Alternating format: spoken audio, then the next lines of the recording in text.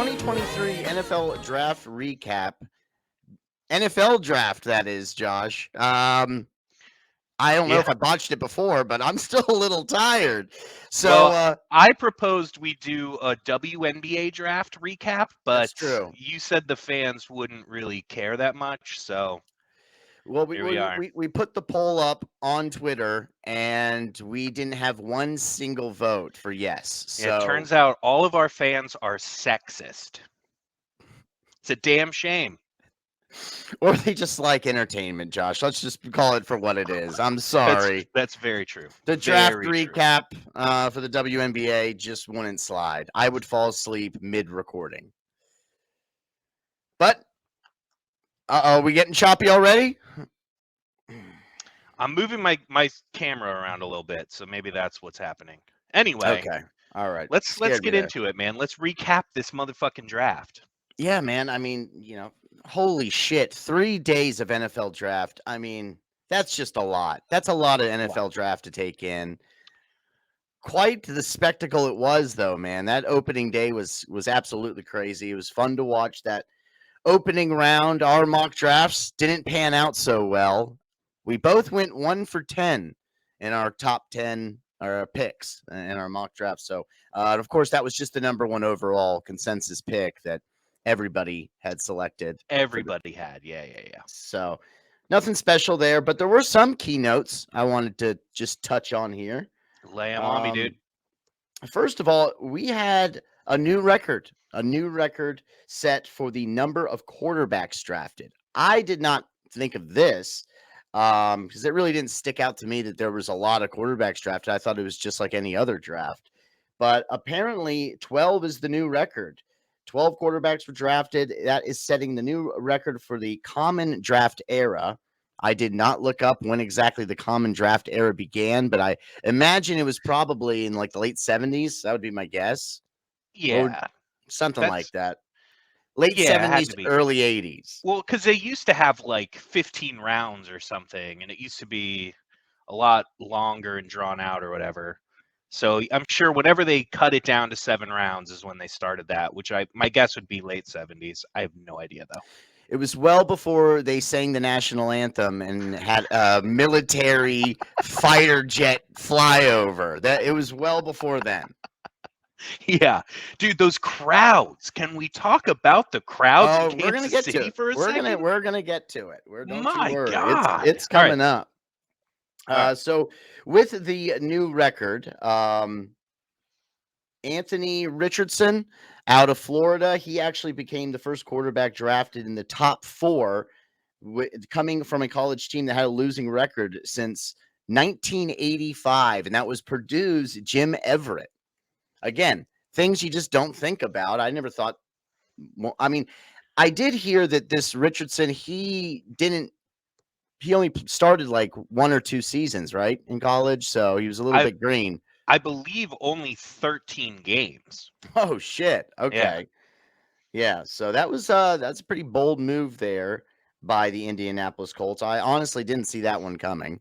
But again, we said it before. We know nothing. We're not NFL scouts, so that mock draft we did was just for fun. But 3 of the first 4 quarterbacks that were drafted went to AFC South teams. Of course, everybody but the Jags there because, hey, they're all basically starting from scratch at this point. Yep. Now, the Tennessee Titans, where of course they got Will Levis with their first pick in the second round. Felt bad for that kid, gotta say. Seeing him when you take the lounge seats, Josh, you better hope and pray that you are getting picked in the first round because you don't want to be the last schmuck there in the players' lounge by yourself. Well, and I sent you that quote from Will Levis on some podcast or something where he was talking about, I'm only going to go if I know I'll be in the first round. Otherwise, I'm not going to go. And sure enough, man. And his like the odds of him getting drafted were skyrocketing. I mean, he overnight like jumped from like plus 1,500 to plus 400 to go to the Panthers first overall. So if you're Will Levis, you got to think like, oh, I'm going to go in the first round. I'll see you in Kansas City.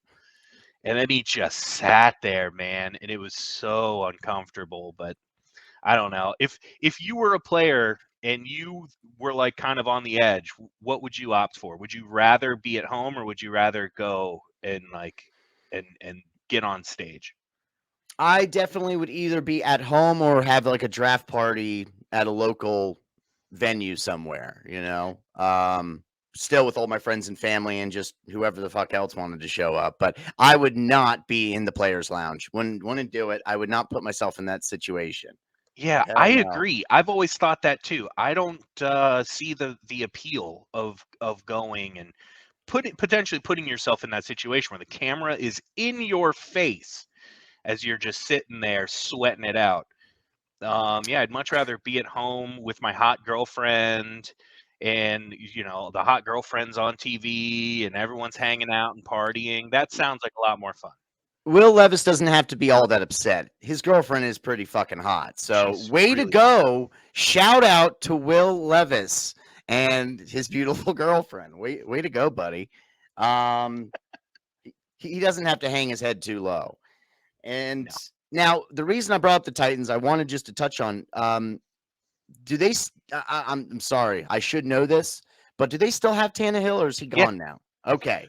Tannehill is still a Titan. I don't know if now that they have Will Levis, they're gonna trade him or if they're gonna use Tannehill to mentor Will Levis. I don't know Yeah. if Tannehill is a mentor guy. Some quarterbacks just don't like Aaron Rodgers is not a mentor guy. Tannehill, I have no idea if he's going to be good for that role or not, but they still have Tannehill on the roster. Okay. All right. Well, this record number of quarterbacks that were selected, that number, of course, once again being 12, may be contributed to the success of last year's Mr. Irrelevant, who up did what's wrong, Josh? Oh, I'm back. All right, good, good, good. It kicked me out for a second. Oh, okay. Well, I saw you. Maybe you froze and I just didn't notice it. But can you hear me now, I my was bud? totally frozen. Yeah, yeah, yeah. I can hear you now. Okay. All right. God damn, I'm telling you, it's one of those days, man. The internet's been finicky. Computers have been finicky. Um, The editing team is going to love this.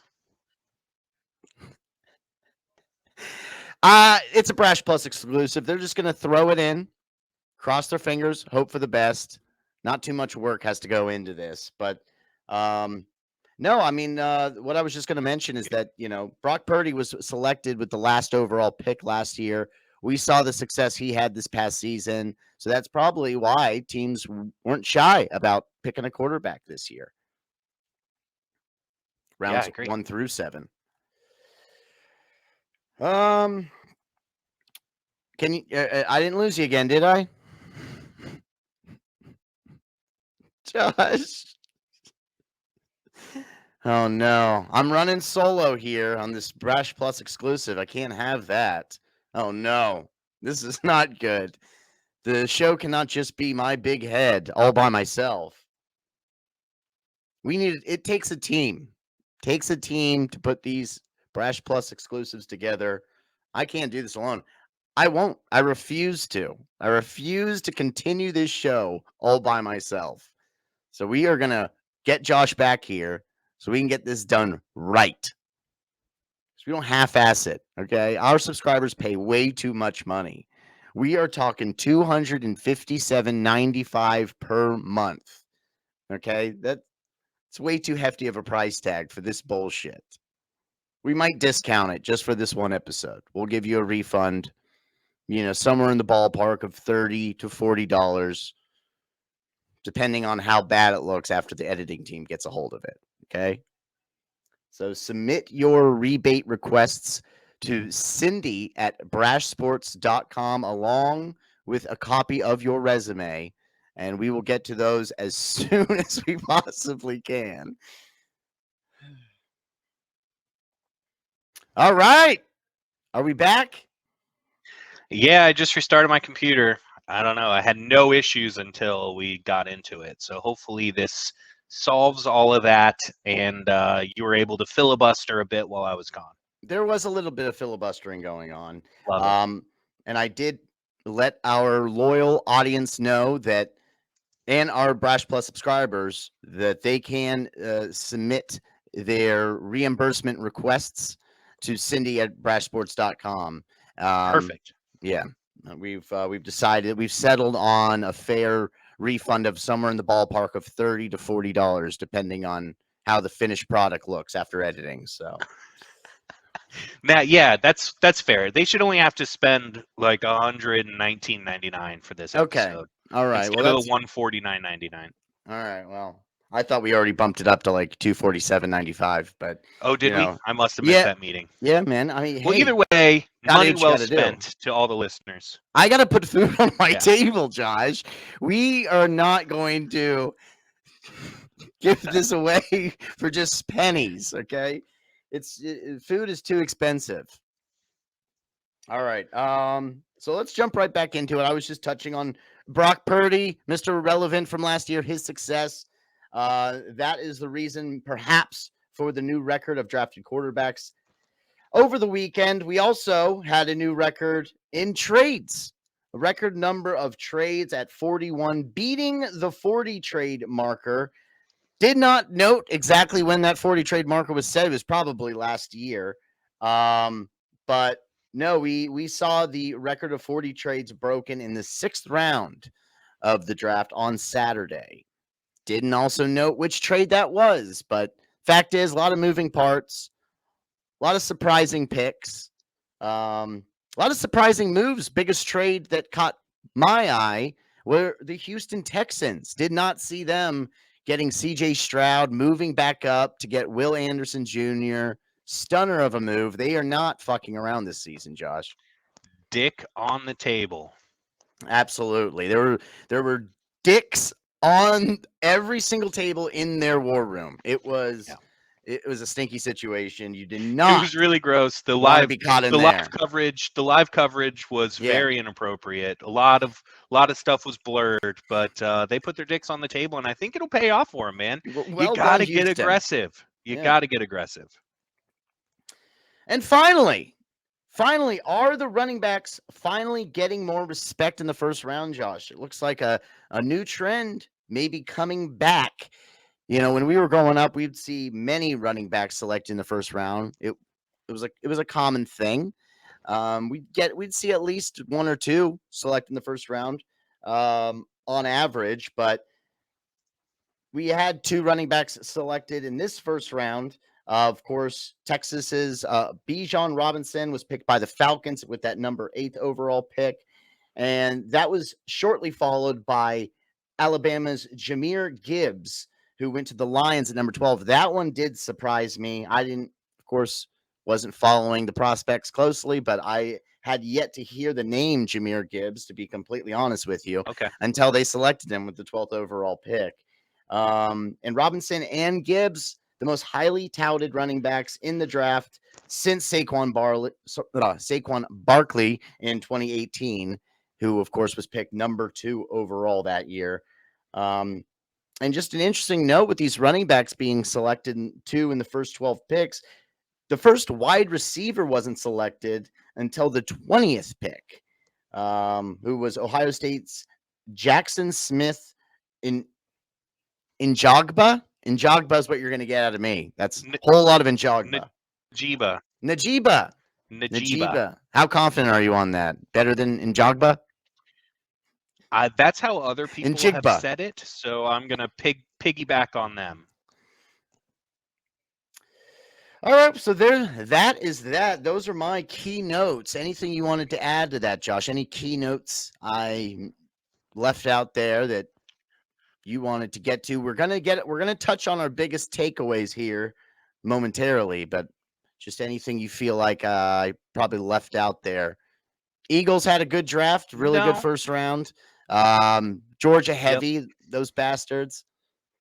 Smart play, in my opinion.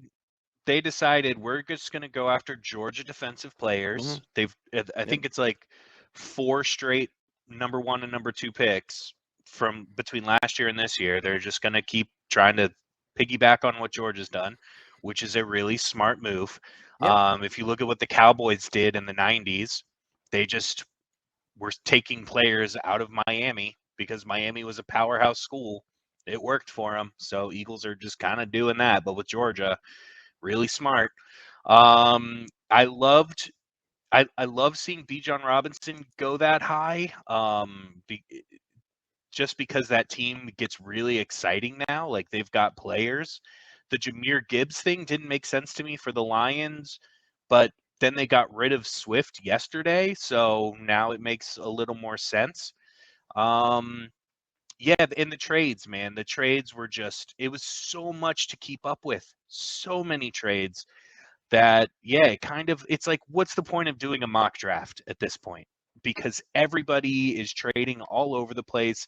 It's really hard to predict at that point who's going to go where because you don't know who's drafting where. So I don't know. The idea of mock drafts to me are just kind of a thing of the past. It's like, what's the point? Because I think it's going to be a trend moving forward. Teams are just going to move wherever they want to pick who they want, and it's a great thing. Yeah, I think the Brash Sports NFL mock draft was a one and done experiment. Probably not Yeah. be bringing that one back next year. We'll try to get a little bit more clever with it. We'll stick to like, top player drafted in particular position. That's something Yeah, I like regardless of that. trades, you can still get your predictions right at least and not just dead wrong like we were with our mock drafts, but we weren't the only ones compared to those bastards at ESPN that backed out of our last episode. Um, I mean, do I have to say it? Do I I have think to you say should it? say it. I think you should say it. Smell Kiper and Todd McKay, they also had their mock drafts, which were very similar to ours in many picks, but Yeah. also just a complete train wreck. So, and these guys, this is what they literally get paid to do, Yeah. is just mock drafts. I mean, what a job, what a gig. What a gig. It's like being a weatherman or a congressperson. You can just be wrong all the time, never get fired. Solid. And if you gamble on the draft, you're an idiot. So, sorry, just what are you doing with your life? Stop it. Save I your won't take money. that personally. I won't take that You personally. didn't do it. I asked you if you were doing it this year. You said you weren't Not doing this it year. this I year. didn't do it this year. I have in the past. Well, just just don't ever do it again. The past is the past. But let's get to our biggest takeaways. What was your overall biggest takeaway from the NFL Draft 2023, Josh? What stuck out the most to you? And it better not be what I'm going to say, or we're going to have a problem. I would say my biggest takeaway, and I said this before, I really wish they would move it back to Saturday. Okay. I want that Saturday start at noon, go all day for the draft. I mean, they've turned it into such a spectacle and they have huge crowds now and it's in prime time and I'm sure the NFL is making way more money now that they've spread it out over 3 or 4 days and chopped it up and made a spectacle out of it, but to me, it's way more enjoyable getting up on a Saturday, going, I mean, all day, because it was like rounds 1 through 3 were all day Saturday. And it was awesome because it also kept my attention. Like when round 2 rolled around on Friday night, I was like, oh shit, yeah, the draft is happening. I forgot, right? Um, and when it's on a Saturday, I'm zoned in because Yeah. it's all draft all day. So I don't know. I wish they would go back to that. That's a huge takeaway for me. I also want to say that the Texans, the Houston Texans, won. Good for them being aggressive. But they also won the best names of the draft, which were Juice Scruggs, center from Penn State, and Nice. Tank Dell, wide receiver out of Houston. So Juice Scruggs and Tank Dell, two phenomenal names, and the Texans got them Wow. both. So they won the name draft. Yeah, that would have been a good thing to add. I wish I had really gone through and tried to find my favorite names in the draft. I did not do that, and I was not glued to the television all 3 nights. No, nor It was I. it was That's my really point. it was really just that first night. I do agree with you. Yeah. Yes, I prefer it to be beginning around noon on a Saturday, all day event. You can just have it on in the background. It's nice. No, it's the Um, best. that said, the NFL draft exceeded my expectations in terms of we've used the word already a couple times, but the spectacle that it has become. I mean, it is we got to the point where we were saying we got to go to one of these things. We Yeah. have to book our tickets and go to the draft, which next year apparently is going to be in Detroit. So we might wait until the following year to go to that one. Yeah. Um, It's a little because sketchy over Kansas there. City looked like a really fun place to be. The attendance total, Josh, for all 3 nights is what? What is your? If you didn't look it up, I don't think you did. So what would be your guess for the attendance total?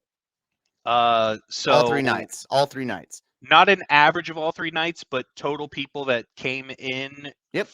nights 1 plus 2 plus 3. I would say 500,000 people. Ooh, okay. Wow. That of course would have been amazing. Not quite that much. Yeah. 312,000 though. And That's that's still a still shit ton. that is a shit ton of people for a fucking draft. And of course, they saw the highest number on night one, and that was 125,000 people, which Jeez. you could tell from watching on TV. Unbelievable setup. Really liked how they had the outdoor stage. That's obviously wherever that is. I didn't catch the name of it, or nor did I look it up, but it looks like some kick-ass music venue right there in Kansas City, Missouri. Yeah, that's right. I said Missouri. Uh, not Kansas City, Kansas. Don't be No. fooled.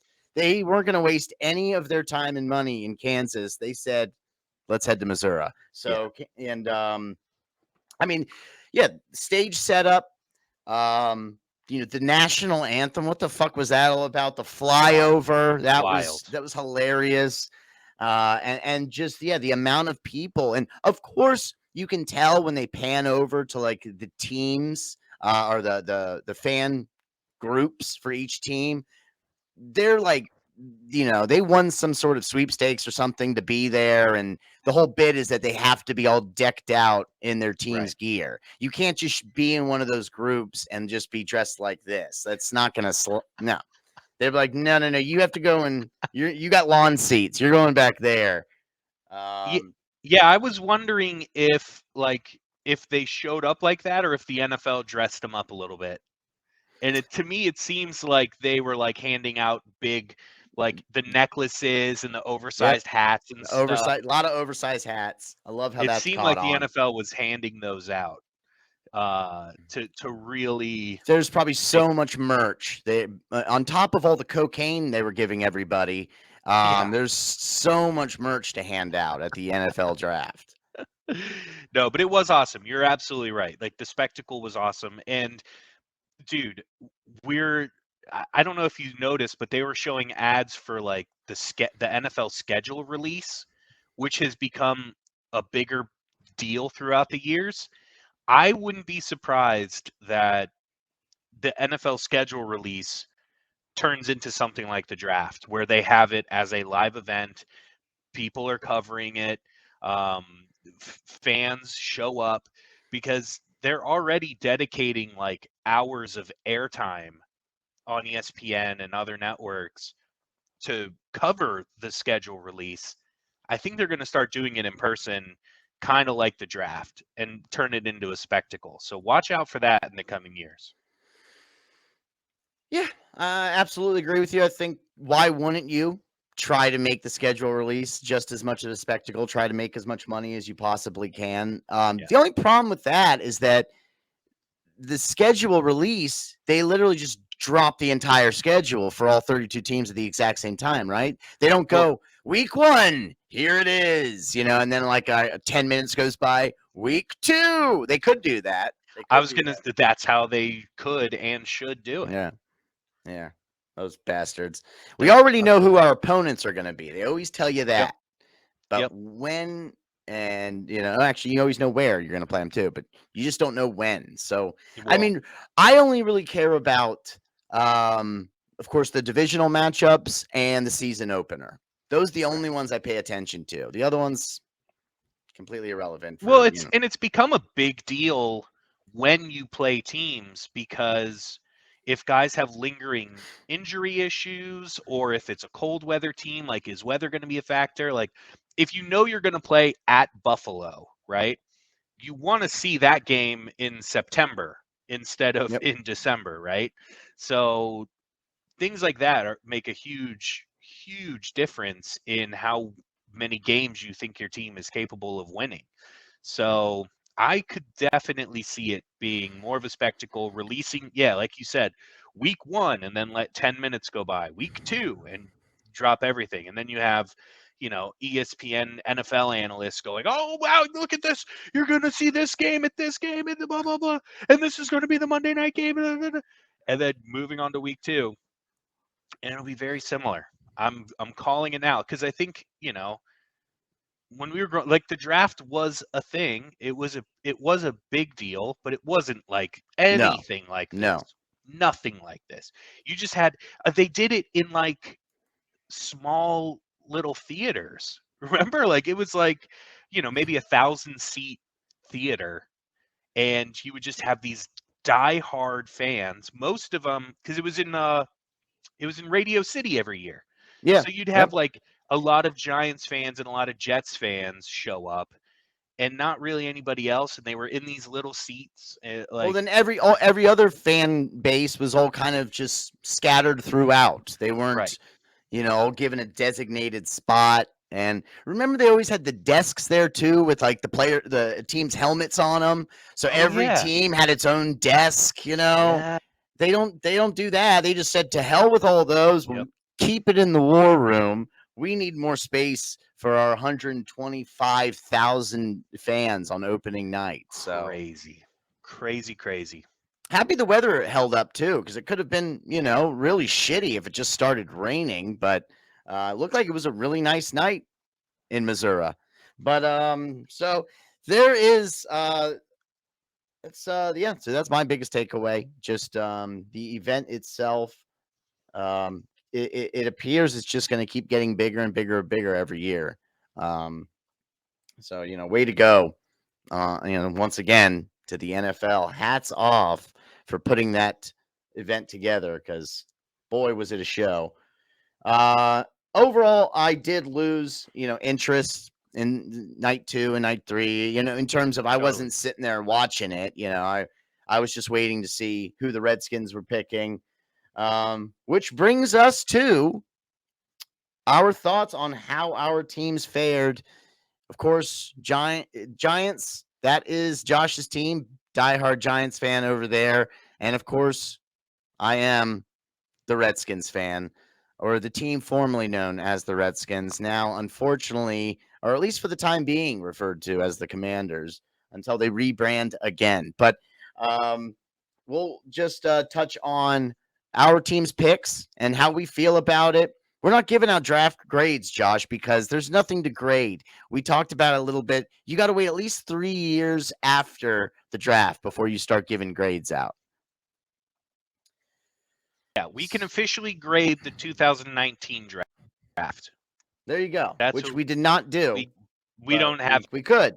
anything prepared for that. So, No, yeah. no, we do not. So, yeah, I guess we'll start off with our first respective picks. Round number 1, we both went cornerback, which I found interesting. With the number 16 overall pick, the Washington Commanders selected Emmanuel Forbes out of Mississippi State. Another name I had not heard of. Again, doesn't mean anything for a guy that really doesn't watch a whole lot of college football and wasn't keeping a close eye on these prospects this year. But looking up his highlights, I did get a little excited. I know anybody drafted in the first or second round, if you look up their highlights, you're going to get a little excited. it's hard to see, how that will compare to his time in the NFL. But the guy as a body of work, I think he's got a good eye for the ball. He forces a lot of turnovers. He ran a 4.35 in the 40-yard dash in the combine, and 6'1", 166 pounds. He does need to bulk up a little bit. That would be my biggest knock. I like how he's lanky, and he can jump and get the ball in the high spot. He's also just he can play good at the close to the line of scrimmage and far back. He can chase down any receiver. So I think he's a jack of all trades type guy. We could see a lot of him in special teams early in his career, making a lot of big plays. But he did finish his college career with 150 tackles, 7 of those for loss, 1 sack, 14 interceptions, and 6 touchdowns. For a cornerback, that ain't too shabby. And Mississippi State, they play some decent schools, right? No idea what Yeah, conference or dude, they're in anything the they're in, but SEC. the SEC, there you go. So they got quality opponents they're going up against. So I'm excited to see what Emmanuel Forbes brings to the burgundy and gold. But you guys went a little bit of another direction, same position, but I did like your pick. Yeah, Deontay Banks looks like a beast. I mean, of course, I looked up his highlight reel, and the highlights look great. Go figure. Highlights always look great. There's a reason that they're called highlights. Yeah, I think thing and the reasons the Giants moved up, they had their eye on him. Wink Martindale puts cornerbacks in man coverage a lot, and he's a man coverage guy. So that works well for the system, and I'm excited because he's a very strong physical cornerback. Again, you never know if they're going to work out or not, but I like the fit, right? You want overall, you want to draft guys who fit into your system. So that's what we did. So pretty excited. Deontay Banks, born out of where, Josh? You know this. Baltimore, I think. Baltimore, Charm City. So he's thug nasty. So I mean, I think that's a pretty solid pick. He's definitely thug nasty. Yeah. So of course we'll be comparing those two players for the foreseeable future. Yep. Which we used to always say about Daniel And you guys Jones. passed up on Christian Gonzalez. Yep. Christian Gonzalez, who was immediately picked up by the New So England that was a Patriots. big surprise. Yeah, so that was a big surprise. A lot of people kind of scratching their heads like, oh, if you're going to go quarterback, you got to go Christian Gonzalez. But you never know, man. Again, you want guys who fit into your system, and you got to trust the scouts that you have to do the job that they do. So we'll see. That's another guy that's going to be compared to Emmanuel Forbes for his career. Yep. The Redskins could have had him. Yep. So if he becomes, all pro or something, it's like, well, fuck, we could have had that guy. No, you're absolutely right. And by all accounts, from these quote unquote draft experts that I was watching, they all said that Christian Gonzalez is more NFL ready. But again, what the fuck do they know? But yes, he was, a higher ranked prospect on everybody's list. So that one may come back to bite him, but let's give Emmanuel Forbes a shot and see what he has, what he can bring to Jack Del Rio's defense. We stuck on the defensive side of the ball. I'm just going to run through the remainder of our picks here. We went with Jartavius Martin, safety out of Illinois, with our second-round pick. Ricky Stromberg, really like this pick, center out of Arkansas.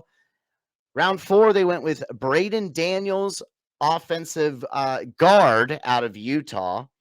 And our 5th-round pick, I really like, edge rusher, KJ Henry out of Clemson. This guy is 6'4", 255 pounds.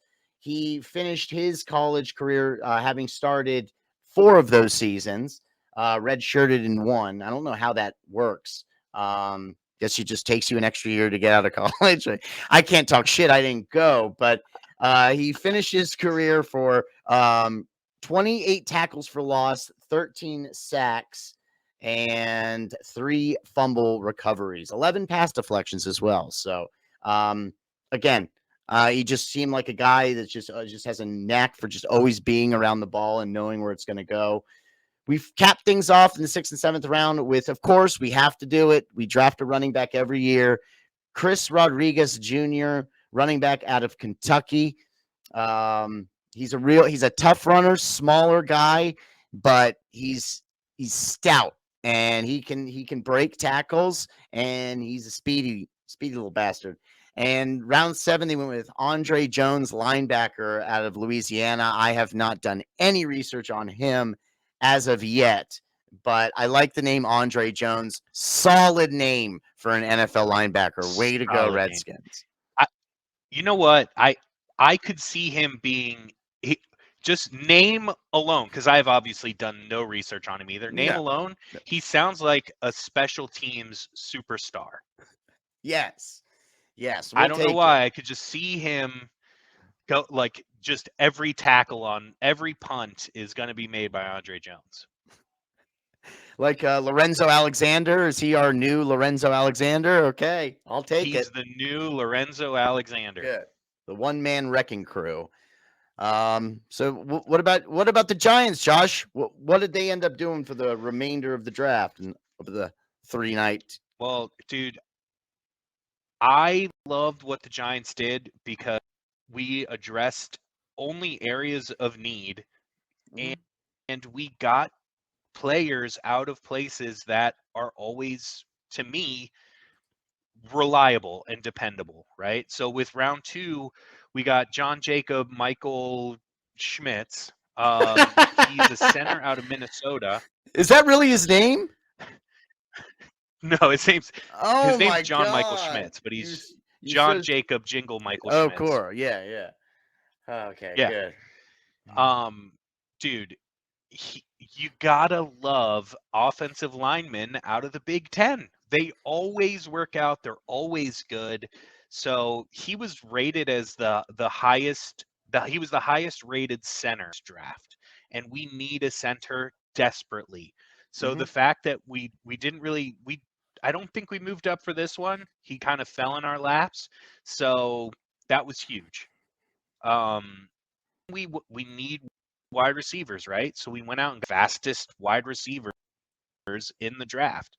Jalen Hyatt out of Tennessee, SEC. Dude, wide receivers out of the SEC are usually fucking great. And the guy's just deep threat all over him. I think the comps were like Tyreek Hill or something, like fucking crazy. So great pick. Super happy with that. Yeah, you're being compared to Tyreek Hill. No pressure. Yeah. Running back out of Oklahoma, Eric Gray in the 5th round. Dude, Oklahoma running backs. Let's fucking go. Adrian Peterson. Like, this is solid. Then we went with another cornerback out of Old Dominion, a defensive tackle. You can never have enough of those. Then a safety out of Houston. So we strengthen our secondary a lot, or at least added more pieces, because we're always banged up in the secondary. So it never hurts to have a deep roster there. And it just seemed like we didn't make any stretches. We got solid people. We didn't have to move around a lot. So I'm extremely the draft and how it turned out. We addressed positions of need, and I think we got value in the spots where we got those positions. Can't ask for much more. If it works out, it works out. Great. If not, I wouldn't look back and say it was a failure, because it seems like we did all of the right things. Yeah, I'm a little surprised on the Redskins side of things. We didn't go more offensive lineman heavy in this one. Just the one center, the one guard. I feel like just we need as much depth as possible. We have injuries up the ass at that position every single year. Right. I do like, again, I like the pick they made with Ricky Stromberg with the 3rd round pick, the center from Arkansas. But then again, they recently signed Nick Gates a former New York Giant, whom a lot of us thought was filling that role at center. So who knows? Maybe it's just a depth pick. I mean, again, when you're drafting a guy in the third round, you're not necessarily drafting a starter, but still, True. I just felt like we probably could have went tackle perhaps instead of center there. And I was also surprised we didn't draft a tight end. I really thought we were going to get. There were so many good, humongous tight ends, like Yeah. 6'5", 6'6" freaks out there, and we didn't pull the trigger on any of them. Perhaps they had their eyes on a couple, but by the time it was their turn to pick, they weren't there, so they just went with the next best up on the board. Which, again, if that's the case, hats off to them. Way to go. Hope it works out. But I just I don't know. We went more defense than offense in the draft when the defense is our strength. So we, in my mind, Right. would need more help on the offensive side of the ball. I love the number 1 Yeah, overall I pick, agree. but who knows? Who knows? Again, what do I know? I'm just I was surprised with that. Well, again, we won't know for 3 years. No, we won't. So you're going to have to tune in 2026 to really, gauge how we think this whole thing panned out. So we'll see you Exactly. then. We'll be returning in 2026. This is our last episode until then. We're gonna come back 2026, recap our recap, and we will then finally give our official draft grades for the Redskins and the Giants. You don't want to miss it. Stay tuned to And Brash by Plus. start saving now, because by the time 2026 rolls around, that episode's going to cost around $10,000. So start putting away that money now. You're On right, the and you track that can't. we're heading, that's going to be a very expensive episode. You can get a minor discount if you invest in Brash Coin now. So and by 2026, Brash Coin will be the common currency for the United States of America. So Totally. you want to get in Totally. while the getting's good. Don't waste any time. All right. Well, what else you got there, Josh? Anything else you wanted to throw in and kind of wrap a bow on this NFL draft talk? Not at all. I think we covered every aspect of it. That was the most detailed breakdown of the draft that I've seen so far. So you're welcome, Brash listeners. That's the most detailed you and I are going to get for damn sure. Again, we'll see how much we dissect the draft next year, but definitely no more mock drafts. Those are done. One and done. All right, buddy. All right, my friend. Thank you once again. Thank you for everybody tuning in and watching or listening or both, if you fancy that. Again, if there's anything we said that or we missed, rather, let us know. Submit your feedback right now. That's Cindy at brashsports.com, along with a copy of your resume. We will get to those as soon as we possibly can, along with your reimbursement requests due to the technical difficulties we experienced earlier. Sorry again about that. But we'll be back. We teased it last week, and I'm teasing it again. We will be back for our 30th episode of season 2 coming up soon. Don't know if it'll be later this week or early next week, but that will be our next show. I promise you. All right, and go. All right, my friend. See you next time. Peace. Peace.